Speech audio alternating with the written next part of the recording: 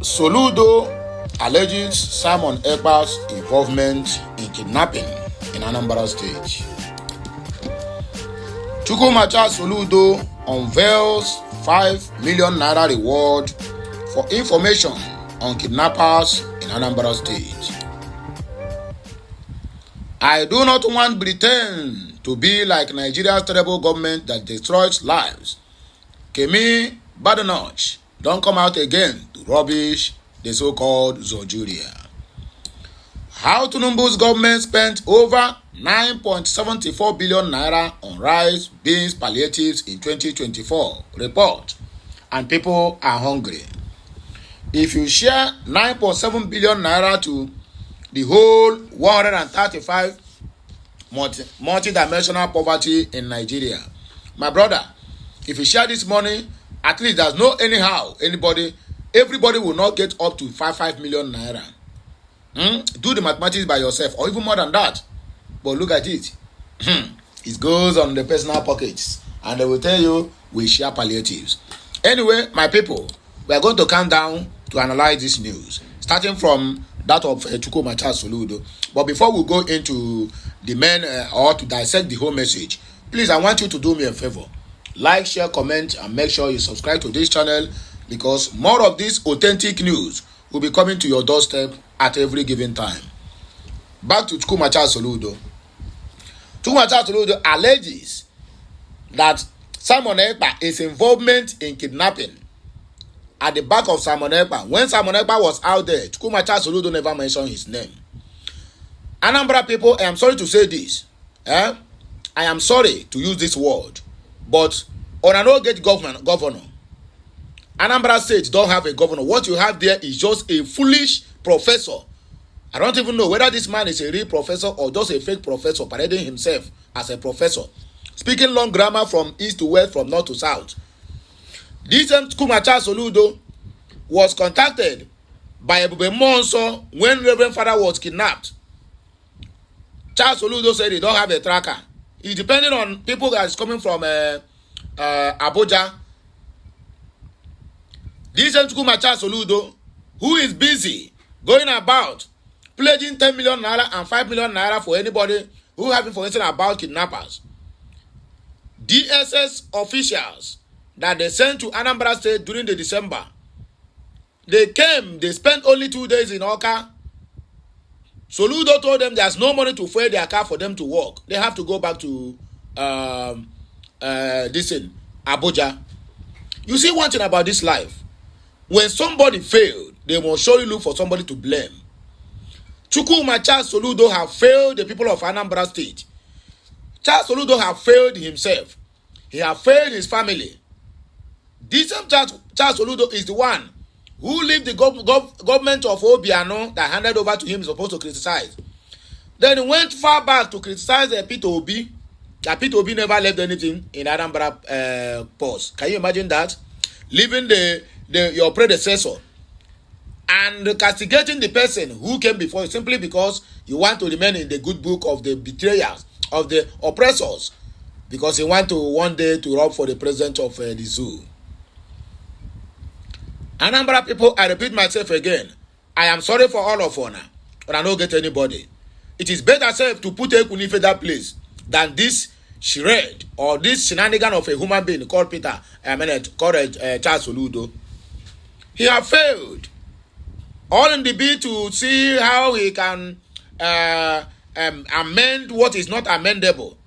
This guy came out and told the whole world that the reason why he didn't succeed in Anambra State is because Anambra people are illiterates. As if that one is not enough. He looked for who to hold hand, who to blame. He didn't see. Now he begin to levy native doctors that they must come to register. Anambra people, I repeat myself, I am very sorry if you are watching this video. But on a no get governor. Wait till I get there. Now just a caretaker committee. Now he is calling Simon Ekpa that he is behind the kidnapping for ransom in Anambra State. Can you imagine that? After the guy must have been out of the race for close to 2 months now. But when the guy was in the race, Chukwumacha Soludo dare not to call his name. That he will use another different terminology to qualify him. He is a failure in Anambra State, and he's also a failure and also a disgrace to the entire Igbo race. My people, let us go straight to the reason why we are here. I've done my own analysis. What about you? Choose where to follow. The governor of Anambra State, Charles Soludo, has accused arrested Finland-based self-acclaimed Biafra agitator Simon Ekpa of kidnapping for ransom. Soludo stated this on Saturday during a ceremony held at the International Convention Center, Oka. Soludo said kidnapping is currently a business that is more lucrative than drugs and oil. He lamented that kidnappers in the nation are now celebrated, adding that idolatry, which the criminals have converted to, has become the fastest growing religion in the southeast. He said, before I assumed office, about 8 local government areas were being controlled by gunmen. We came in and we went to work and cleared them, and we recovered the 8 local government areas that were under siege. These gangs claim to be Biafra freedom fighters. IPOB has disassociated themselves from each. But one Simon Ekpa has continued kidnapping for ransom. Hey, maybe Soludo said they don't know who is Simon Ekpa. Maybe he don't know. He said one Simon Ekpa under custody continued kidnapping for ransom. When they failed, they will look for who to blame. The same Charles Soludo, who could not track a phone number used to call by Ebube Monson when he was being invited into the matter, is now telling you he's going to give 5 million naira for anybody who is going to give information about kidnappers. In other words, he's trying to implicate the people of Anambra State. Because if you give information to them or to the police will go and tell the kidnappers, look at who give us information. That is Nigeria for you. Or rather, that is the zoo for you. Kidnapping for ransom is now the most lucrative enterprise, even more lucrative than drugs and oil. For every 1 naira reported as payment for ransom, 5 to 6 naira was not reported. With a culture that celebrates wealth without craft, even the kidnappers amongst us are now celebrated. Idolatry, which these criminals have converted to, have become the fast-growing religion in the southeast. Nothing is sacred to them anymore. Soludo unveils 5 million naira reward for information on kidnappers in Anambra State. Governor of Anambra State, Charles Soludo, has said that his government is committed to liberating the state from the grip of criminal elements engaging in lucrative criminality in the name of agitators and liberation. He stated this while passing the Anambra Homeland Security Law. The governor also unveiled special security operations named Udogachi and Agune Chamber. All these security outfits now for 2025 election.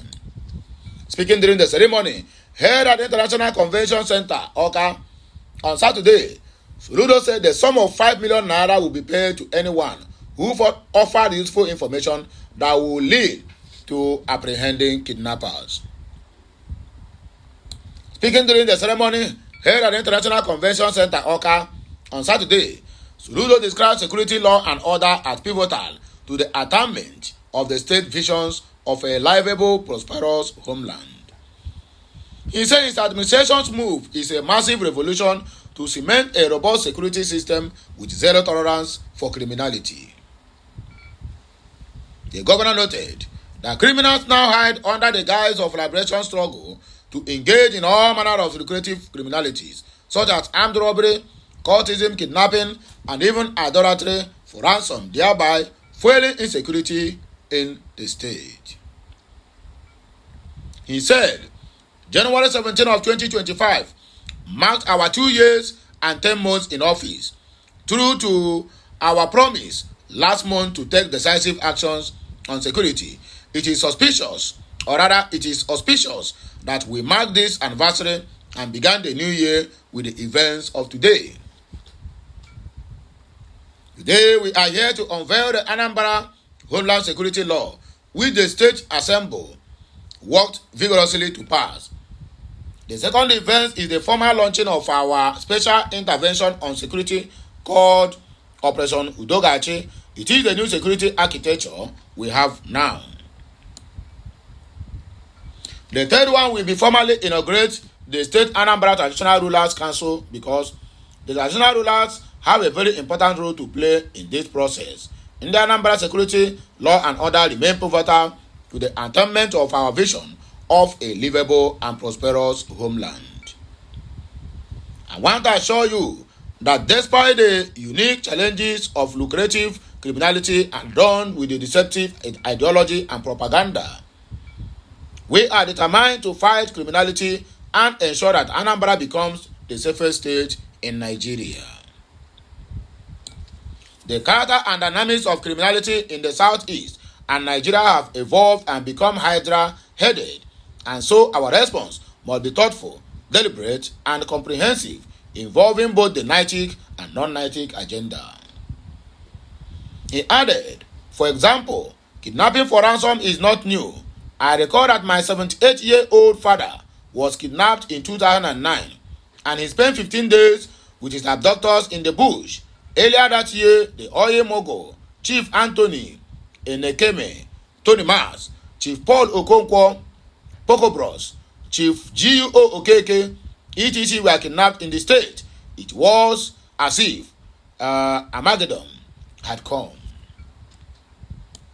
In 2021, governorship candidates could not campaign, especially in the Anambra state, or rather Anambra South, to the extent the candidate of the Labour Party was kidnapped on the way to a political rally, and to date, he has not been found.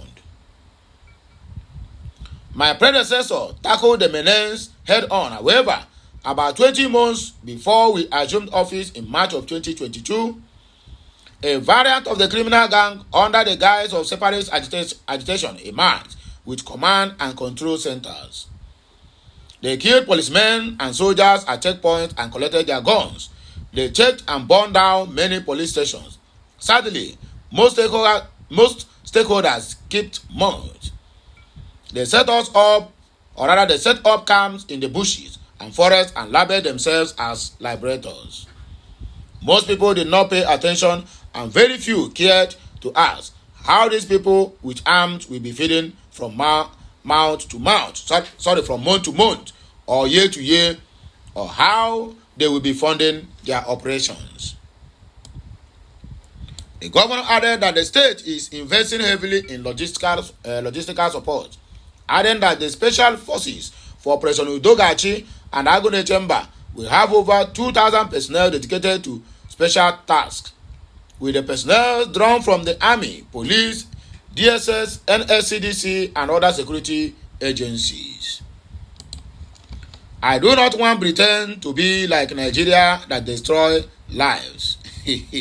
Kemi Badenoch laments.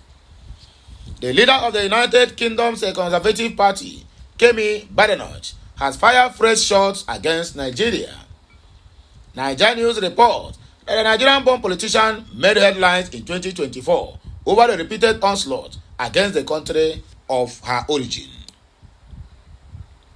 While delivering her first speech at the year at an event organized by Onward, a British think tank that researches economic and social issues, Badenoch said she does not want Britain to be like Nigeria's terrible government, which destroys lives and property.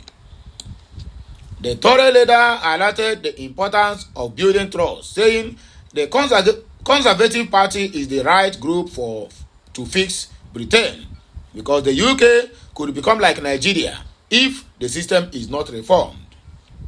Sharing experience about inflation in Nigeria, she said, and why does this matter so much to me? It is because I know what it is like to have something and then to lose it. I don't want Britain to lose what it has.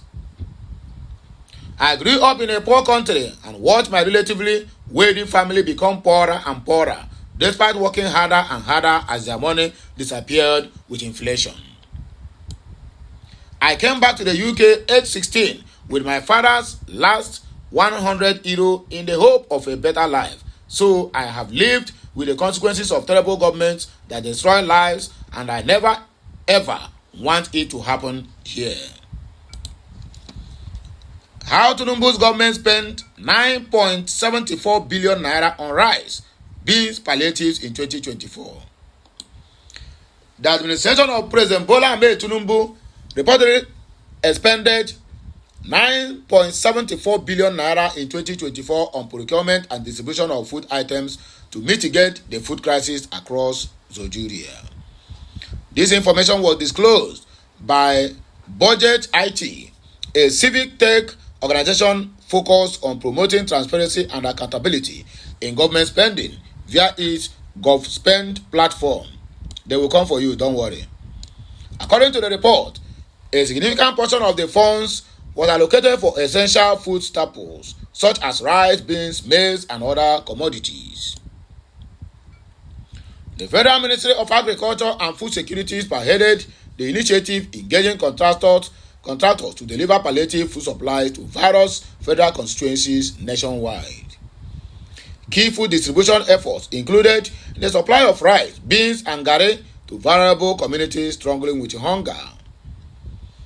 The report revealed that payments averaging 85,454,545.46 naira were made per constituency between February and November of 2024.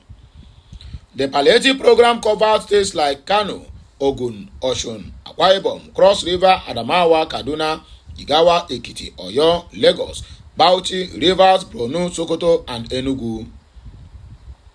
The total expenditure on this food intervention program was paid at 9.74 billion naira according to the Budget IT's findings. Meanwhile, the senator representing Ondo South in the National Assembly, Jimo Ibrahim, had urged the federal government to give food vouchers to Nigerians as a way of curbing the hardship and hunger in the country. According to him, the Central Bank of Nigeria and the Ministry of Finance also need to harmonize their policies. Nigeria News report that Senator Ibrahim made the suggestion during a press conference held in Washington, D.C., which also had the Central Bank of Nigeria CBN Governor Olayemi Kadoso and Minister of Finance Wale Edun in attendance. The lawmaker submitted that giving out food vouchers would directly impact about 20 million Nigerians, reduce inflation, and stabilize the naira.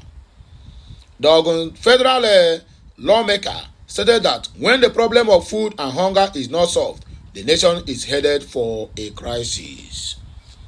So, my people, when I don't hear the message, this is another headline we dissect this morning. I think I'm able to convince you, not to confuse you, that Nigeria is a gunner, and they will continue to remain a gunner until the last day.